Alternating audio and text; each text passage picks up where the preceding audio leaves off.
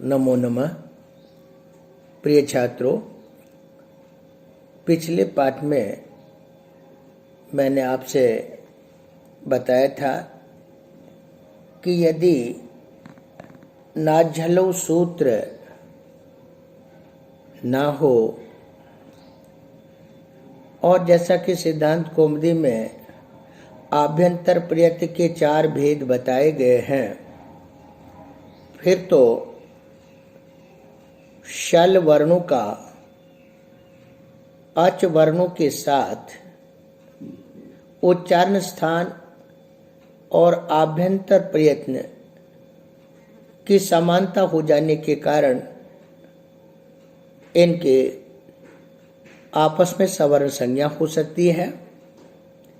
और जैसे दधि आगे अत्र है और यहाँ पर हम अच पर में होने के कारण दधि के इकार को इको यणच सूत्र से यण करते हैं। इसी प्रकार दधि धनम हरति यहाँ पर भी ह को अ मानकर यण की आपत्ति हो सकती है। दधि आगे इदम में अकसवर्ण दीर्घ से जैसे दीर्घ होता है, ऐसे दधि आगे शीतलम में श को भी ई मानकर उच्चारण स्थान और आभ्यंतर प्रयत्न की समानता के कारण अकसवर्ण दीर्घ से दीर्घ हो सकता है, अर्थात दीर्घ की प्राप्ति है। इसी तरह से दधि धनम ऋतकाय में इको यणच से यण की जैसे प्राप्ति है, ऐसे ही दधि धनम षष्ठम में भी उच्चारण स्थान और आभ्यंतर प्रयत्न की समानता होने के कारण सवर्ण संज्ञा मानकर श को री मानकर यहाँ भी इको यण से यण की प्राप्ति हो रही है। इसी तरह से दधि धनम लृतकाय में लृ अच पर में होने के कारण दधि के इकार को यण होता है। अब दधि धनम सांद्रम में भी स को लृ मानकर और यहाँ भी यण संधि की प्राप्ति हो सकती है। ऐसा अनिष्ट रूप ना हो, इसलिए नाझलो सूत्र की आवश्यकता है।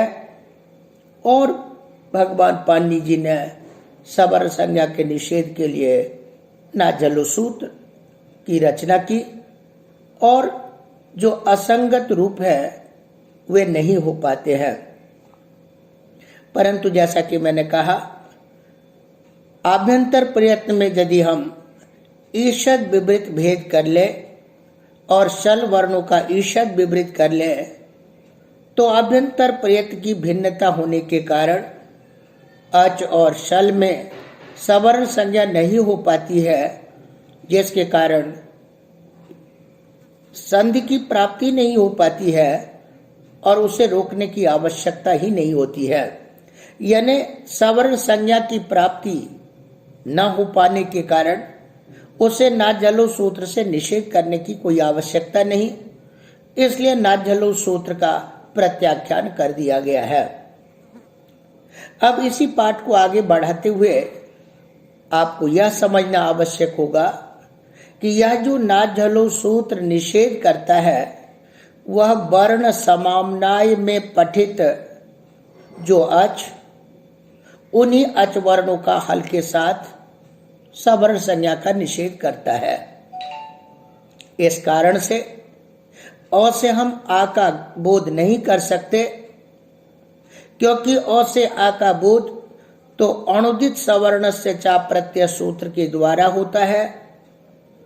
जो अणुदित सवर्ण से चा प्रत्यय सवर्ण संज्ञा के बाद आता है और निषेध का सवर्ण संज्ञा के साथ एक वाक्यता होती है, इसलिए अनुदित सवर्ण से चा प्रत्यय से पहले सवर्ण संज्ञा और सवर्ण संज्ञा के निषेध की एक वाक्यता होने के कारण निषेध के समय में वर्ण समामनाय घटित जो अच है उन्हीं अचों का हल के साथ निषेध हो पाता है।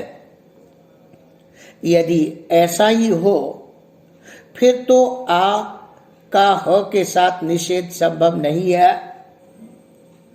उदाहरण के तौर पर विश्वपा शब्द से जब तृतीया बहुवचन में भीष विभक्ति लाते हैं विश्वपा भीष, तो यहां पर जो विश्वपा का आ है इसे उच्चारण स्थान और आभ्यंतर प्रयत्न की समानता मानकर आ को ह समझकर होठा सूत्र से झल पर वाले भेष जो झल है जो पर में है ऐसे झल पर वाले ह को होठा से ढ हो सकता था।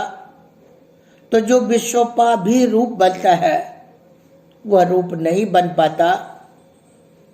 इस अनिष्ट रूप के वारण के लिए नाजलो सूत्र में आकार का प्रश्लेष किया गया और यह बताया गया कि आकार के साथ अच जो आच है उस आच का हल के साथ हम उसकी सवर्ण संज्ञा नहीं होने देंगे, इसलिए आकार का प्रश्लेष आवश्यक है। इसी तरह से अन्य उदाहरण भी ले सकते हैं, जैसे रमासु को ले। यहां पर भी रमा के आ को सवर्ण संज्ञा ह के साथ नहीं कर पाते हैं, इसलिए आ ह नहीं हो पाता है। यदि आ का प्रश्लेष न करते तो आ को ह के साथ सवर्ण संज्ञा करके ह इण प्रत्याहार में आता है। फिर आदेश प्रत्ययों से सु जो विभक्ति है सप्तमी के बहुवचन की, इसके दंत सकार को आदेश प्रत्ययों से शत हो सकता था और अनिष्ट रूप बन सकता था। इसलिए यहाँ पर आकार का प्रश्लेष किया गया है। यह प्रश्लेष न केवल दीर्घ आकार किया गया है बल्कि प्लूत आकार का भी प्रश्लेष है। इसलिए नाझलो सूत्र की व्याख्या करते हुए कहा गया था आकार सहितो अच सच हलच इति एतो मिथा सवर्ण संज्ञो नस्तः। अब अनुदित सवर्ण से चा प्रत्यय की चर्चा की जाती है। बड़ा ही यह महत्वपूर्ण सूत्र है। इस सूत्र के अर्थ को समझने के लिए पहले अनुदित सवर्ण से चा प्रत्यय सूत्र में आने वाले प्रत्येक पदों की चर्चा करें, प्रत्येक पदों के अर्थ को समझ लें, फिर संपूर्ण सूत्र का अर्थ समझने में सुविधा हो सकती है। अण उदित अनुदित सवर्णस्य चा प्रत्यय। यहाँ पर अण उदित अणच उदित इति अनुदित समाहार द्वंद्व है। ग्रहणस्य अप्रत्ययस्य आगे चा प्रत्यय है, तो अर्थ ये होता है कि अप्रत्ययस्य जो यहाँ प्रत्यय में निषेध किया गया है इसका संबंध अण के साथ है। प्रत्यय का जो व्युत्पत्ति लभ्य अर्थ है वह प्रतीयते विधीयते इति प्रत्ययः, अर्थात जिसका विधान किया जाता है, जो विहित होता है वह प्रत्यय कहलाता है। इसलिए इस व्युत्पत्ति के आधार पर यहाँ प्रत्यय शब्द का अभिप्राय प्रत्यय आगम आदेश ये तीनों ही हैं और न प्रत्यय अप्रत्यय। यहाँ पर न तत्पुरुष समास है और न पर्युदास अर्थ में होने के कारण जो पर्युदास होता है वो तद भिन्न, तद ग्राहक, तद सदृश का बोधक होता है। इसलिए प्रत्यय भिन्न, प्रत्यय सदृश इस अर्थ का बोधक अप्रत्यय होगा। इसका संबंध यहाँ पर अण के साथ है, इसलिए अर्थ हो जाता है अविधीयमानु अण। ऐसा अण जो विधीयमान ना हो, आदेश के रूप में, प्रत्यय के रूप में या आगम के रूप में। और उदित, उदित के बारे में मैंने चर्चा पहले कर दी है। कु, चु, टू, तु, पु ये उदित कहलाते हैं, क्योंकि कु में उ इत संज्ञा है और इस इत संज्ञा के कारण ये उदित होंगे। इसी प्रकार चू में उ इत संज्ञा वाला, इसलिए ये भी उदित है। ये जो 25 वर्ण, जो पांचों वर्गों के 5-5, ये सब अपने आप में उदित कहलाते हैं। प्रत्याहार निर्माण के समय भी हमने चर्चा की थी कि अनुदित सवर्णस्य च प्रत्यय, इस सूत्र का जो अण प्रत्याहार है वह लण सूत्र के नकार तक लिया जाता है। इसलिए जो अयुण के आकार से लेकर लण के ण तक आने वाले वर्ण अण प्रत्याहार वाले, यदि ये प्रत्यय भिन्न, आदेश भिन्न और आगम भिन्न हो तो अपने सवर्णी के बोधक होते हैं, ग्राहक होते हैं, ग्रहण करा देते हैं। इसके साथ साथ जो उदित वर्ण है वो भी अपने सवर्णी के ग्राहक होते हैं। क का मतलब हम उनके वर्गों के 5 वर्ण को ले सकते हैं। च का जब चू से बोध करते हैं तो अपने वर्णों के सभी वर्गों, अपने वर्गों के सभी 5 वर्णों के बोधक होते हैं। तो इसका अर्थ हुआ अविधीयमान, अर्थात जो विधीयमान नहीं है, जो आदेश, प्रत्यय और आगम से भिन्न अण हो, वो अपने सवर्णी के ग्राहक होते हैं। और जो उदित वर्ण वे भी अपने सवर्णी के ग्राहक होते हैं। अब इस प्रकार से जो माहेश्वर सूत्र के अ हैं वो अपने 18, ई 18, उ 18 और री 18 भेदों के बोधक है। जैसा कि मैंने पहले पाठ में कहा था, अ ई उ री वर्णानाम प्रत्येकम 18 भेदा। और ली में चूंकि दीर्घ नहीं होता ली का एक भेद, इसलिए उसके 12 भेद है। ली वर्णस्य 12 तस्य दीर्घा भावात। और एच, ए, ओ, आई, औ ये 4 वर्ण, इनमें ह्रस्व नहीं होता, इसलिए इनके भी 12 भेद है। एचम अपि 12 तेषाम ह्रस्वा भावात। तो ये जो बोध कराने वाला शास्त्र है, ग्रहण कराने वाला जो शास्त्र है, अर्द्वित सवर्ण से चा प्रत्यय, इसे हम ग्रहणक शास्त्र भी कहते हैं। और इसी के द्वारा सभी वर्णों का दीर्घादि भेदों का बोध हो जाता है।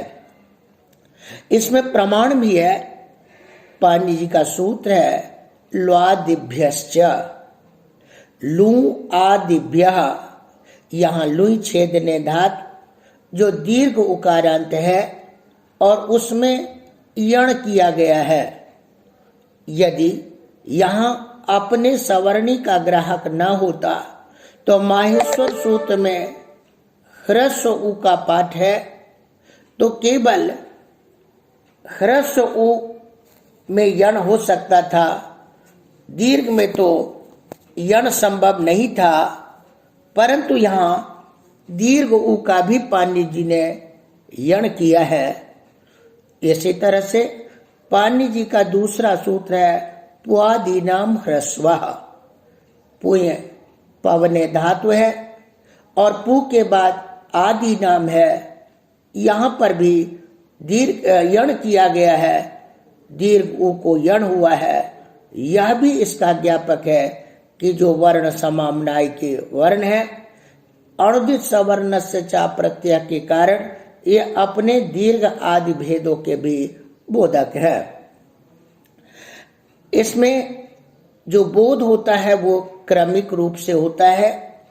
वर्णानाम उपदेशस्तावत् उपदेशोत्तर काला इत संज्ञा, इत संज्ञोत्तर कालः प्रत्याहारः, प्रत्याहार प्रत्याहारोत्तर काला सवर्ण संज्ञा, सवर्ण संज्ञा यह सवर्ण निषेधेन एक वाक्यता, तदुत्तरं अणुदित सवर्णस्य च प्रत्ययः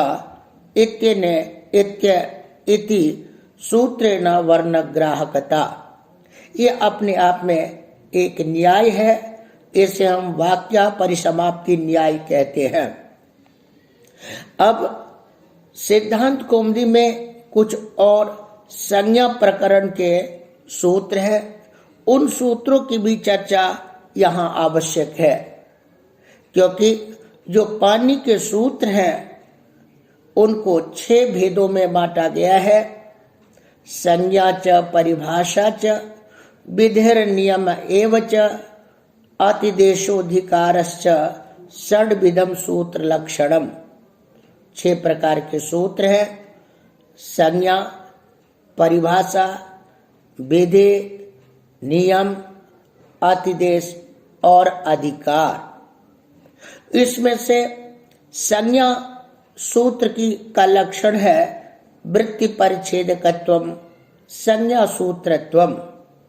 वृत्ति का अर्थ यहाँ शक्ति है, परिच्छेदक का अर्थ नियामक है, इसलिए इसका अर्थ होता है शक्ति का नियामक जो शास्त्र, शक्ति का नियामक जो सूत्र, वह संज्ञा सूत्र कहलाता है।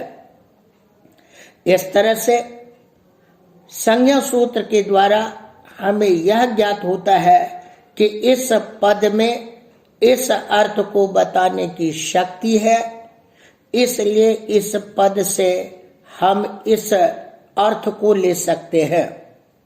इसलिए जो संज्ञा सूत्र है उसी में जिज्ञासा की गई कि क्या जो माहेश्वर सूत्र है इनको हम 6 सूत्रों के अंतर्गत किस भेद में रख सकते हैं।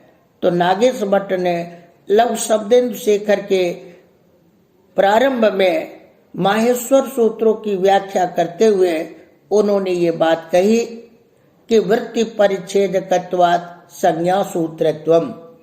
वृत्ति के परिच्छेदक होने के कारण ये माहेश्वर सूत्र भी संज्ञा सूत्र है, क्योंकि इन माहेश्वर सूत्रों का आदिरंत्येन सहेता, इस सूत्र के साथ एक वाक्यता होकर और क्रमिक रूप से वर्णों की बोध कराने की जो शक्ति है उसका हमें ज्ञान होता है।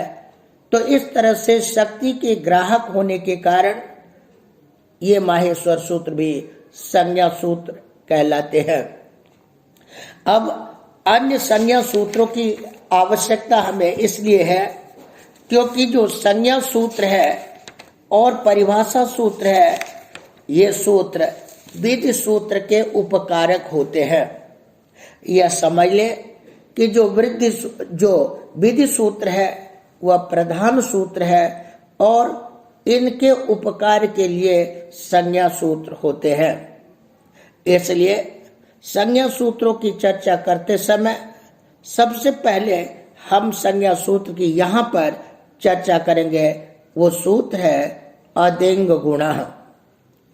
यद्यपि पाणिनि के अष्टाध्यायी में प्रथम सूत्र वृद्धिरादैच है, परंतु सिद्धांत कौमुदी में प्रक्रिया भाग को मुख्य रूप से बताया जाता है, इसलिए प्रक्रिया के अनुसार सूत्रों का विवेचन किया जाता है। इसलिए जो संज्ञा सूत्र के रूप में सिद्धांत कौमुदी में सूत्र लिया गया है वो प्राथम्येन अदेंग गुण है। यह गुण संज्ञा का सूत्र है। अब इस सूत्र के अर्थ को समझने के लिए हमें सूत्र के प्रत्येक पदों को समझना आवश्यक होगा। अत एंग गुण, अच एंग च इति अदेंग गुण। यहां पर भी समाहार द्वंद्व है। अत का मतलब ह्रस्व अ, ह्रस्वाकार, और एंग का मतलब एंग प्रत्याहार। इसका मतलब हुआ कि अ, ए, ओ इन तीन वर्णों को हम गुण के रूप में समझे।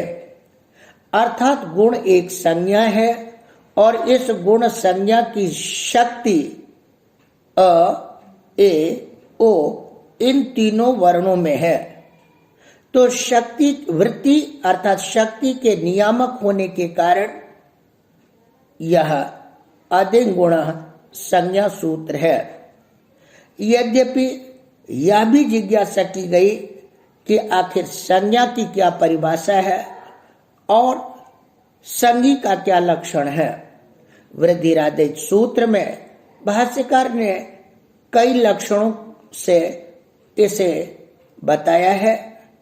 उन्होंने कहा जो जिसका प्रथम प्रयोग होता है वह संज्ञी होता है और जिसका बाद में प्रयोग होता है वह संज्ञावाचक होता है। अदेंग गुण, अतेंग का पूर्व प्रयोग है इसलिए यह संज्ञी है, और गुण का पर बाद में प्रयोग है इसलिए गुण संज्ञा है। दूसरा लक्षण बताते हैं अनाकृति संज्ञा, आकृतिमन्तः संज्ञिनः, अर्थात अनाकृति संज्ञा। जो संज्ञा होती है वो अनाकृति है, उसकी आकृति नहीं होती है, और संज्ञी की आकृति होती है।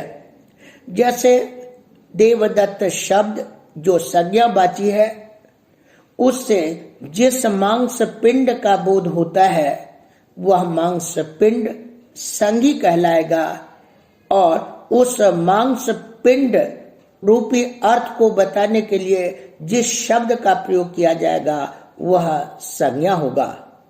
तो लोक में भी देखा जाता है कि पहले संज्ञी को दिखाकर फिर संज्ञा का प्रयोग होता है।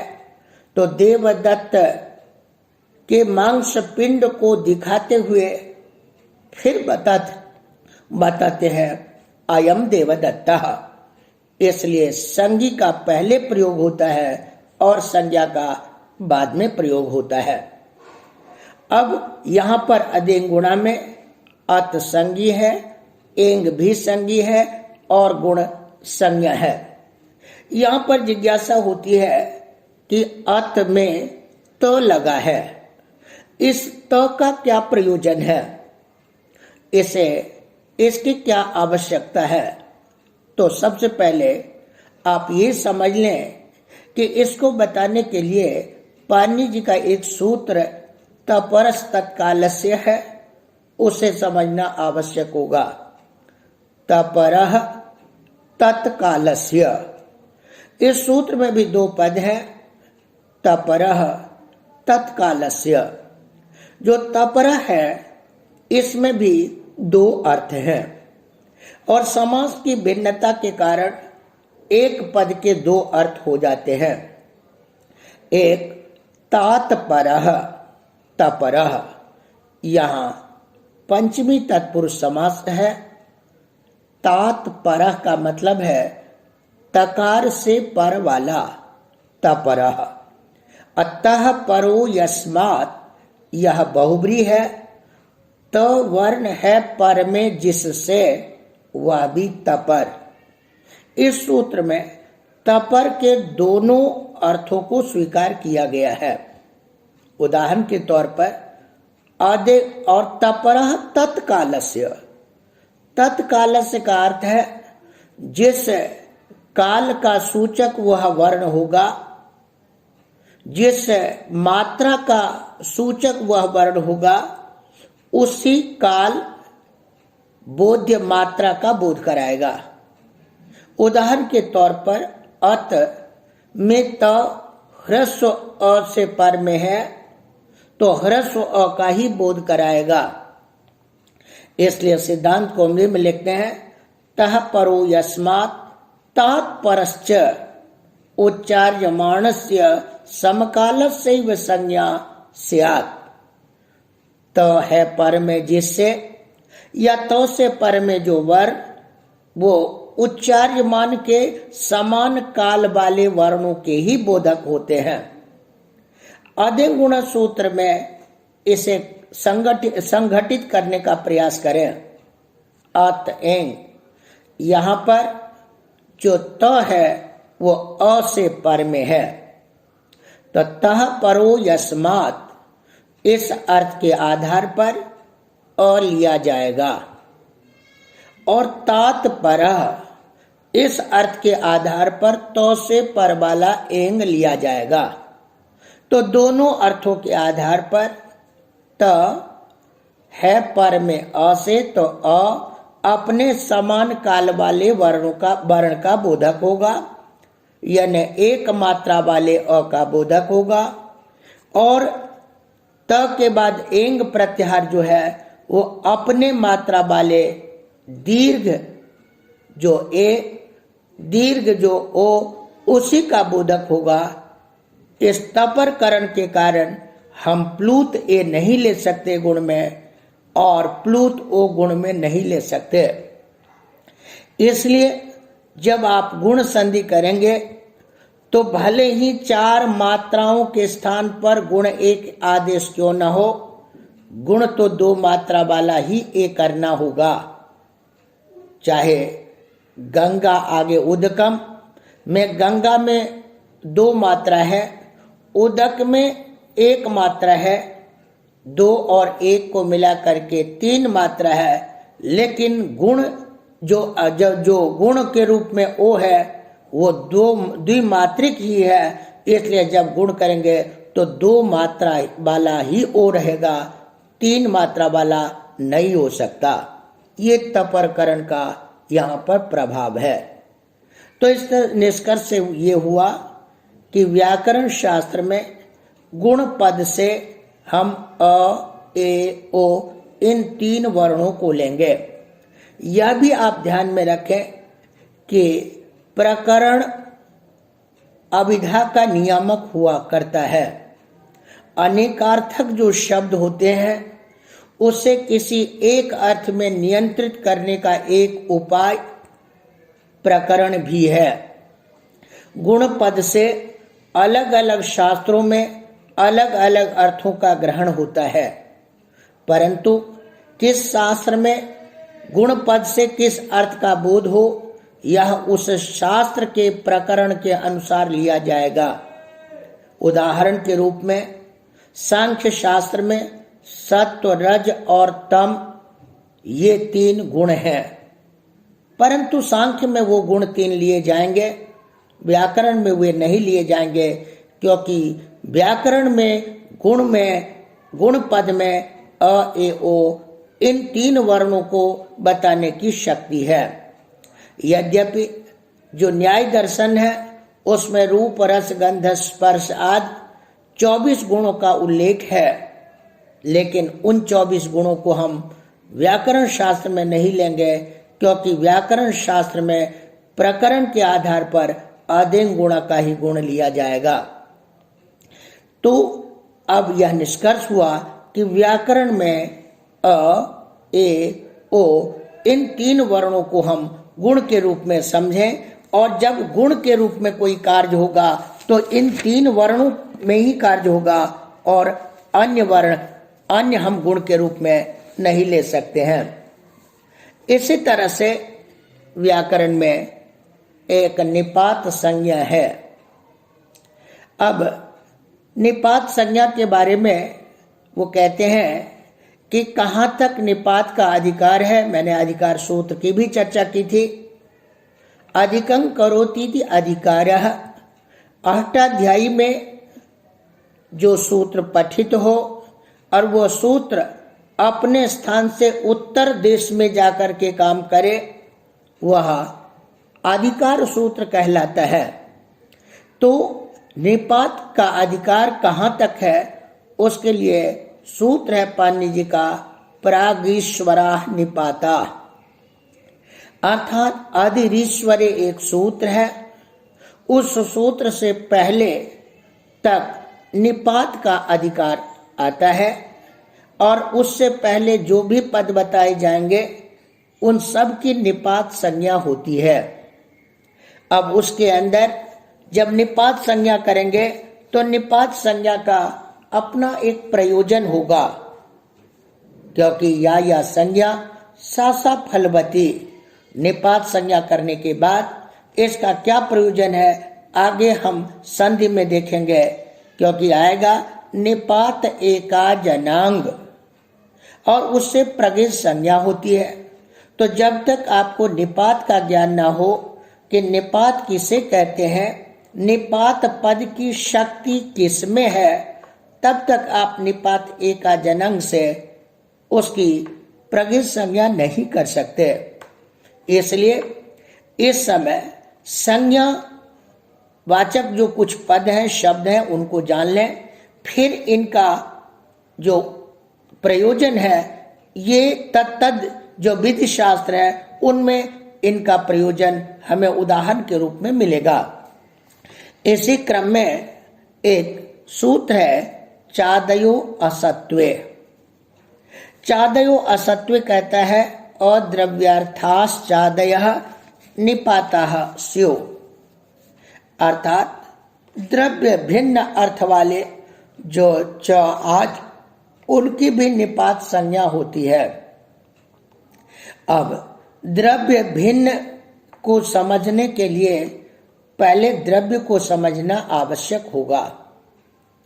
इसलिए द्रव्य की परिभाषा कहते हैं लिंग संख्या कारकान्वयित्वम द्रव्यत्वम, अर्थात जिसमें लिंग का अन्वय हो, जिसमें संख्या का अन्वय हो और जिसमें कारक का अन्वय हो उसे हम द्रव्य कहेंगे। और जो इनसे भिन्न, जिसमें लिंग, संख्या तथा कारक का कोई संबंध न हो सके, लिंग, संख्या और कारक के साथ जिसका कोई संबंध न हो सके उसे अद्रव्य कहेंगे। तो जो अद्रव्यवाची च आदि, ये चादि गण है जो सिद्धांत कौमुदी के अव्यय प्रकरण में इस गण का उल्लेख किया जाएगा। तो उस चादि गण में पठित जो अद्रव्य अर्थ वाले हैं, द्रव्य अर्थ से भिन्न सूचक वाले हैं, जैसे समुच्चय आदि अर्थ वाला हो, अन्वचय अर्थ वाला हो, उन की हम निपात संज्ञा करेंगे। इसलिए फिर आगे बढ़ करके वो समझा रहे हैं कि जिस तरह से निपात संज्ञा एक संज्ञा सूत्र है, इसी तरह से एक है प्रादयः। यहाँ प्रादयः में भी कहते हैं इसी प्रकार अद्रव्यार्था प्रादयः तथा, अर्थात द्रव्य अर्थ से भिन्न अर्थ में यदि प्र आदि हो तो इनकी भी निपात संज्ञा होती है। इससे आप यह समझ सकते हैं कि जो बालक इन प्रादि को उपसर्ग के रूप में जानते हैं वे ये भी समझ लें कि ये न केवल उपसर्ग है बल्कि ये अव्यय भी हैं। इनकी उपसर्ग संज्ञा भी होती है और इनकी अव्यय संज्ञा भी होती है, लेकिन अलग अलग इनकी परिस्थितियां हैं। उपसर्ग कहलाने के लिए तो इनको किसी न किसी क्रिया के पूर्व में प्रयोग होना आवश्यक होगा, क्योंकि उपसर्ग संज्ञा का सूत्र है उपसर्गा क्रियायोगे।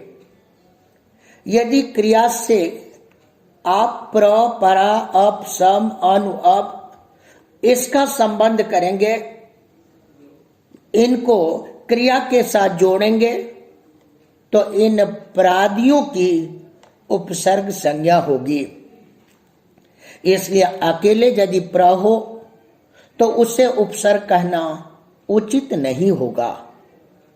हाँ, यदि आप प्रभवती इसका प्रयोग करें तो चूंकि भवती क्रिया के साथ प्र का प्रयोग है, इसलिए यह प्र उपसर्ग कहलाएगा।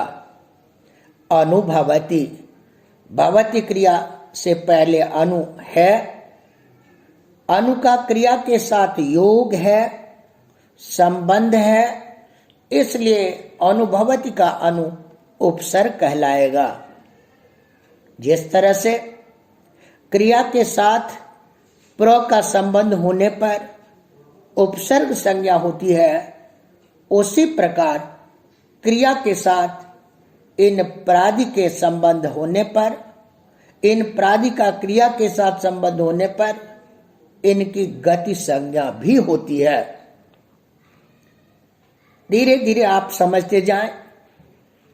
इन्हें हम प्रादि, इन्हें हम उपसर्ग, इन्हें हम गति, इन्हें हम निपात, और आगे चल करके आप देखेंगे इनकी एक और संज्ञा होती है और वो होती है कर्म प्रवचनीय संज्ञा। इसलिए एक जो प्रादि का समूह है जिसमें 22 आते हैं, इनकी अलग अलग परिस्थितियों में अलग अलग संज्ञा होती है। पहले एक बार उन प्रादि के समूह को आप सुन लें। सिद्धांत कौमुदी में, लोक सिद्धांत कौमुदी में इसका उल्लेख इस प्रकार किया गया है। प्र, परा, अप, सम, अनु, अव, निश, निर, दुस, दुर, वी, आंग, नी, अधि, अपि, अति, सु, उप, अधि, प्रति, परि, उप आदि। अब यहाँ पर जिज्ञासा होती है कि इनका प्रयोग कहाँ हो। क्रिया के साथ कह तो दिया गया योग संबंध, लेकिन जिज्ञासा होती है कि इसका क्रिया के साथ हम कहाँ जोड़ें। तो उसका उत्तर देते हैं ते प्राग धातु, जिसकी आप उपसर्ग संज्ञा या गति संज्ञा करेंगे, उसका धातु से पहले प्रयोग होता है। अर्थात धातु प्राग एव प्रयोक्तव्या, इनका प्रयोग आप धातु से पहले ही करें। जिस तरह से प्रत्यय के लिए कहा जाएगा प्रत्ययः परश्च, अर्थात प्रत्यय का प्रयोग आप प्रकृति के पर में करें, ऐसे ही जिसकी गति संज्ञा या उपसर्ग संज्ञा होती है, उन प्रादि का प्रयोग धातु से पूर्व में होता है। अब जिज्ञासा ये होती है कि धातु से पूर्व में इसका प्रयोग होता है, तो इसका मतलब है धातु क्या है यह भी जान लेना आवश्यक होगा। क्योंकि जब तक आपको धातु का ज्ञान ना हो तब तक आप किसके पूर्व में इसका प्रयोग करेंगे। तो उसके लिए कहते हैं धातु संज्ञा का सूत्र है भूवादयो धातवः। भूवादयो धातवः, इस सूत्र में एक भू एक वा पद है, और इस भू वा का पहले समास करेंगे, फिर इसका आदि के साथ समास करेंगे, तो बन जाएगा भूवादयः, और आगे है धातवः। क्योंकि धातवः बहुवचन में है, इसलिए आदि का बहुवचन में प्रयोग किया गया, इसलिए बना भूवादयः और धातवः। अब यहां पर जब विग्रह करते हैं तो लिखते हैं भूश्च वाश्च इति भूवौ, आदिश्च आदिश्च इति आदि भूवौ आदि येषां ते भूवादयः। अते धातवः। यहाँ पर जो आदि है वो दो है। जो प्रथम आदि है वह अवधिवाचक है, व्यवस्थावाचक है, और जो द्वितीय आदि है वह प्रकारतावाचक है, सादृश्य का वाचक है। और यहाँ पर यथाक्रम से अन्वय करेंगे। जो प्रथम आदि है उसका संबंध भू के साथ है, और जो द्वितीय आदि है इसका संबंध वा के साथ है। और जब दोनों का मिला करके वाक्य बनाते हैं तो बनता है भू प्रभृति वा सदृशा धातवः स्युः। यहाँ पर सादृश्य हम क्रियावाचक के रूप में लेते हैं, इसलिए अर्थ हो जाता है भू से लेकर वा तक जो क्रियावाची उनकी धातु संज्ञा होती है। इन सब को ध्यान में रख करके भट्टोजी दीक्षित ने सिद्धांत कौमुदी में लिखा है, क्रियावाचिनो भ्वादयो धातु संज्ञका स्युः इति। अब जिज्ञासा उठती है कि यहाँ पर क्रियावाची क्यों कहा गया। जो सादृश्य हम क्रियावाचक के रूप में लेते हैं इसकी क्या आवश्यकता है।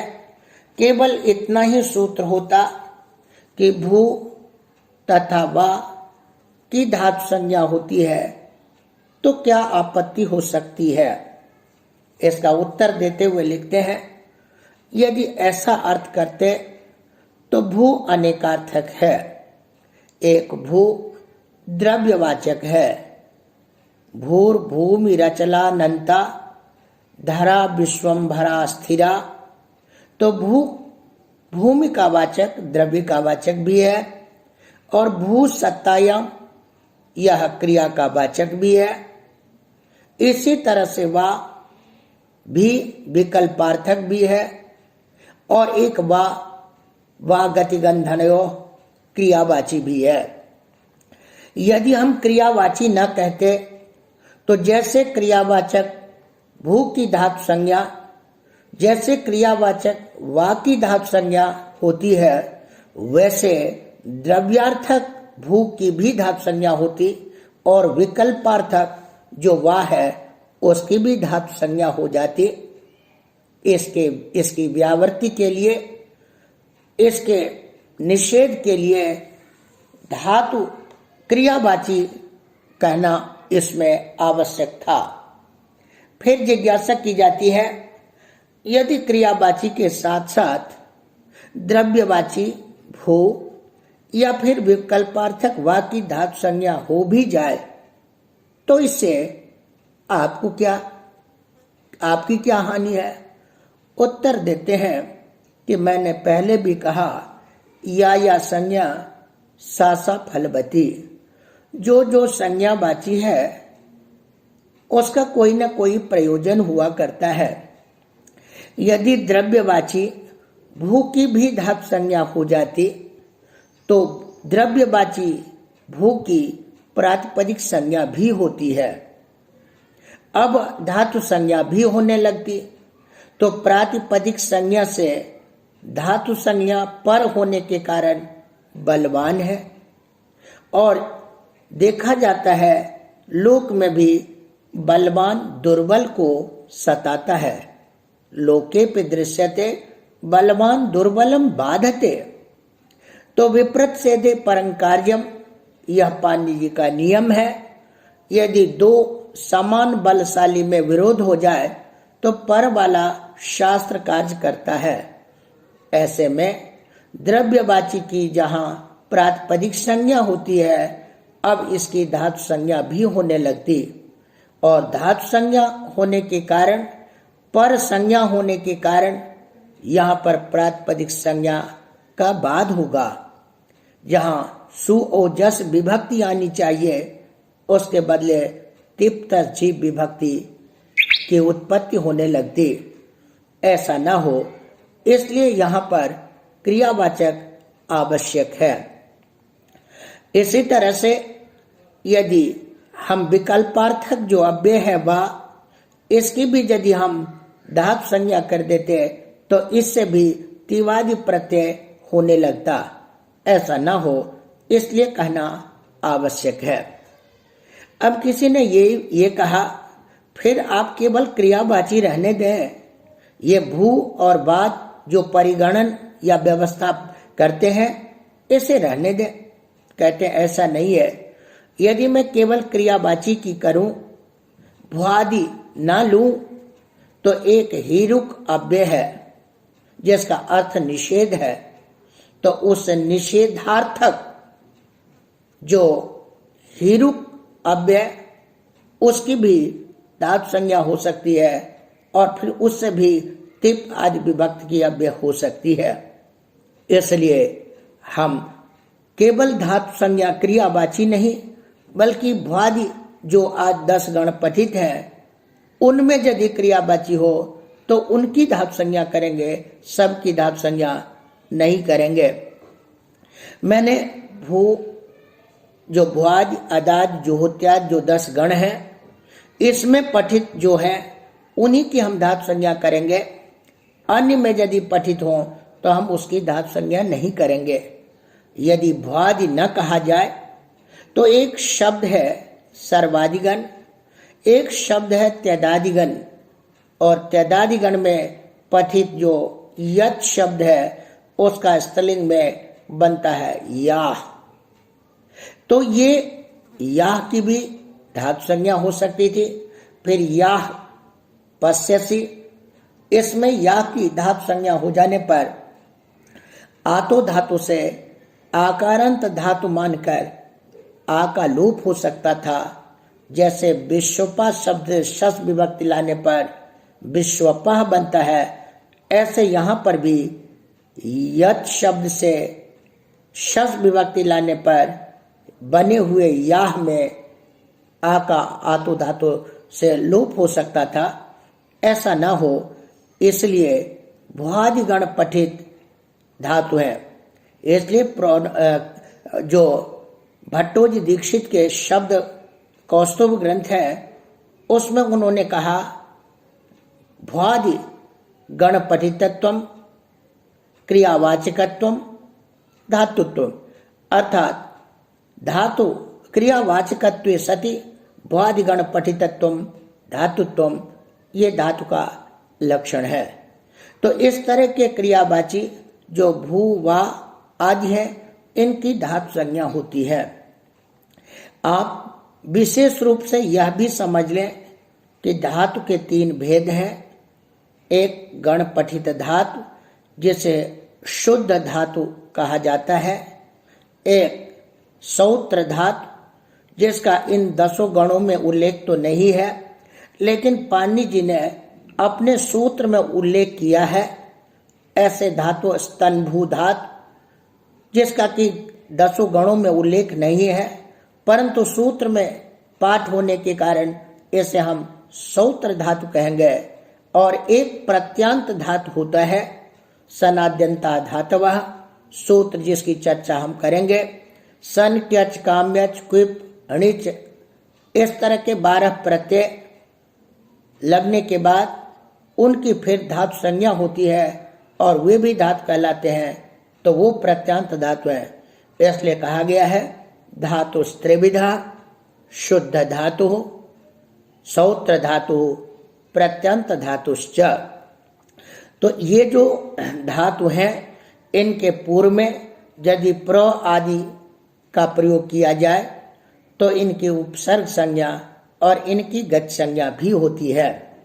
उपसर्ग संज्ञा का प्रयोजन हम संधि के संदर्भ में बताएंगे और गति संज्ञा का भी प्रयोजन है जो कुगति प्रादेय से जब हम समास करेंगे तो वहां पर इन्हें गति संज्ञा मान करके समास किया जाता है। जैसे व्याघ्र आदि में, व्याकरण आदि में, यहाँ पर जो वी आदि है इसको हमने गति मान करके कुगति प्रादेय से समास किया है। इसी तरह से स्वर प्रक्रिया में भी गति गतौ सूत्र आप देखेंगे जिसका अर्थ है गति संज्ञा पर में रहने पर पाद के आदि वाले जो गति, इनका निघात स्वर होता है। तो इस तरह से गति संज्ञा के भी प्रयोजन है। उपसर्ग संज्ञा के भी प्रयोजन आप पढ़ेंगे उपसर्गादृति धातु सूत्र में। कर्म प्रवचनीय संज्ञा का भी आप देखेंगे कि कर्म प्रवचनीय संज्ञा होने पर उनके योग में द्वितीया तथा पंचमी विभक्ति होती है। कर्म प्रवचनीय युक्त द्वितीया और फिर पंचमी विभक्ति भी होती है। तो इन सब की चर्चा हम आगे करेंगे। अब एक और संज्ञा आती है, वो है विभाषा संज्ञा। और पाणिनि जी ने विभाषा संज्ञा के लिए सूत्र कहा है न वेति विभाषा। आप जानते ही हैं कि जो शब्द होता है वह अपने स्वरूप और अपने अर्थ दोनों का बोधक हुआ करता है। इसकी चर्चा आगे की जाएगी। पहले यहां समझ लें न बा इति विभाषा सूत्र का विच्छेद है। यहां पर इति शब्द के कारण न के अर्थ और वा के अर्थ को लिया गया है। यहां पर शास्त्र में इति शब्द के प्रयोग होने के कारण यहां उसके अर्थ का बोध होगा। इसलिए न का अर्थ निषेध और वा का अर्थ विकल्प लिया जाएगा। इसलिए सिद्धांत कौमुदी में लिखते हैं निषेध विकल्पयोर विभाषा संज्ञा स्यात्, अर्थात निषेध तथा विकल्प की विभाषा संज्ञा होती है। जब कभी हम कहते हैं कि यह विकल्प से प्राप्त विभाषा है तो इसका मतलब यह विकल्प से प्राप्त होता है। और विभाषा के भी तीन भेद बताए जाएंगे, एक अप्राप्त विभाषा, एक प्राप्ता प्राप्त विभाषा जिसे हम उभय विभाषा कहते हैं, और एक प्राप्त विभाषा। इन तीनों के उदाहरण भी आपको बताए जाएंगे। एक तो होता है अप्राप्त विभाषा, जिसका अर्थ है जो कोई शास्त्र नित्य विधान कर रहा हो उसको यह विकल्प से विधान करे तो इसे हम अप्राप्त विभाषा कहेंगे। लेकिन एक होता है जहां पर किसी और के द्वारा और कार्य प्राप्त हो रहा हो और उसको रोककर यह विकल्प से विधान करे तो ये प्राप्त विभाषा होगा। लेकिन एक लक्ष्य में पहले से किसी की प्राप्ति नहीं थी तब भी वो विकल्प से प्राप्त करे और प्राप्ति थी तब भी प्राप्त करे, इसे हम प्राप्ता प्राप्त विभाषा कहते हैं। जैसे विभाषा स्वे, यद्यपि स्वी धातु को यजादित्वात् वचि यचि स्वपी से बची संप्रसारण हो रहा था, लेकिन विभाषा स्व ने उस प्राप्त संप्रसारण को रोक करके और इसे दोबारा संप्रसारण कर दिया। तो इस तरह से इसे हम क्या कहेंगे, प्राप्ता प्राप्त विभाषा कहेंगे। तो इस तरह से विभाषा के तीन भेद हुए, एक तो अप्राप्त विभाषा, एक प्राप्त विभाषा और एक प्राप्ता प्राप्त विभाषा। तो इस तरह से आपने जो संज्ञा प्रकरण के अंतर्गत कुछ पारिभाषिक जो संज्ञा सूत्र है उनको आपने देखा। अभी अभी जैसे कि मैंने कहा कि शास्त्र में जो शब्द है वह केवल शब्द का बोध नहीं कराता बल्कि शब्द और अर्थ दोनों का बोध कराता है। इसके लिए पाणिनि जी का सूत्र है स्वंग रूपम शब्दस्या शब्द संज्ञा। स्वम रूपम शब्दस्य अशब्द संज्ञा, यह इस सूत्र का पदच्छेद है। यहां पर शब्द संज्ञा का अर्थ है शब्द शास्त्रे विहिता संज्ञा, शब्द संज्ञा। यहां शब्द शब्द शास्त्र परक है।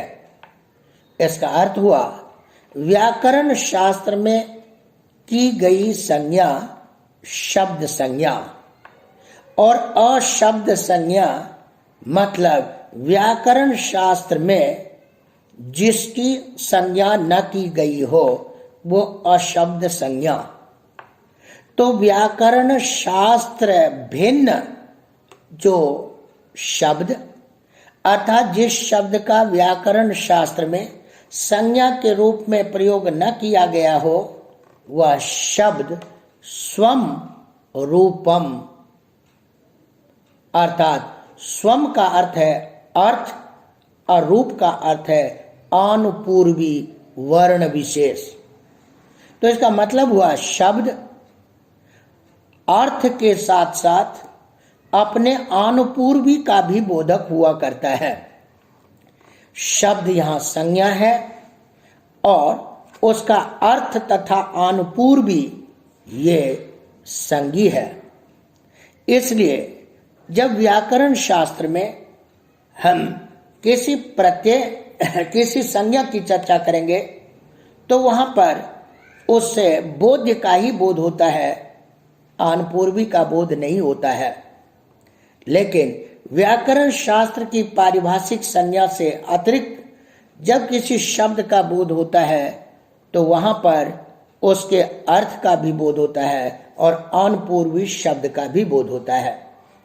जैसे जब ये कहा जाता है कि राज्ञो यत्, तो यहां पर राजन शब्द से यत् होगा।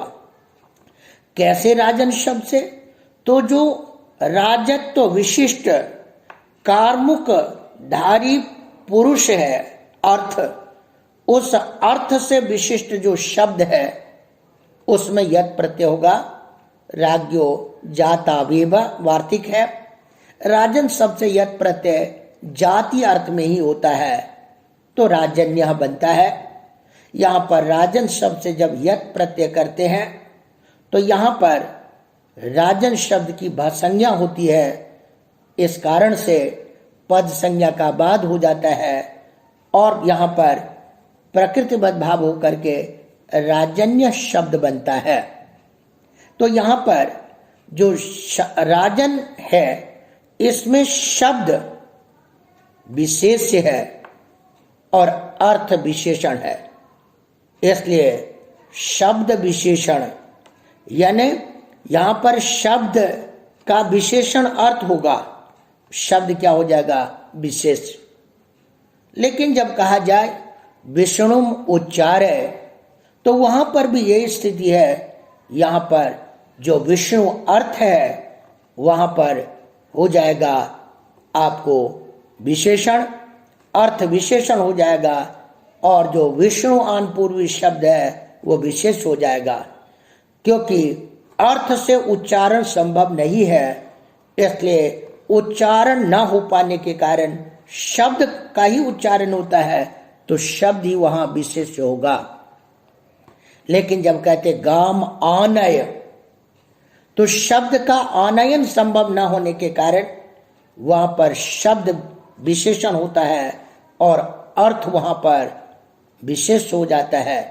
इसलिए शासनादि मतः पदार्थ से द्रव्य से आननम भवति गो गकारोकार विसर्जनीया एतद वर्ण समूहस्य आनयनम न संभवति।